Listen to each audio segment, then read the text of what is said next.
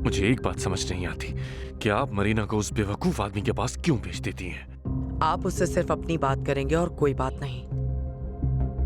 क्या तुम नहीं चाहती कि तुम्हारी बेटी का फ्यूचर इस चार दीवारी से बेहतर हो? एक बात बता दूं आपको, ये जगह, ये घर मेरी बेटी की जिंदगी में किसी जन्नत से कम नहीं। डामियाना,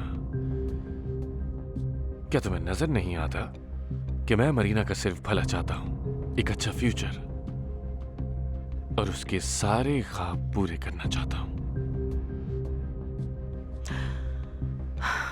देखें डॉक्टर, पहले ही आप हमारे लिए बहुत कुछ कर चुके हैं, आपका शुक्रिया। वापस आए तो उसे बता देना कि मैं उसका इंतजार कर रहा हूं।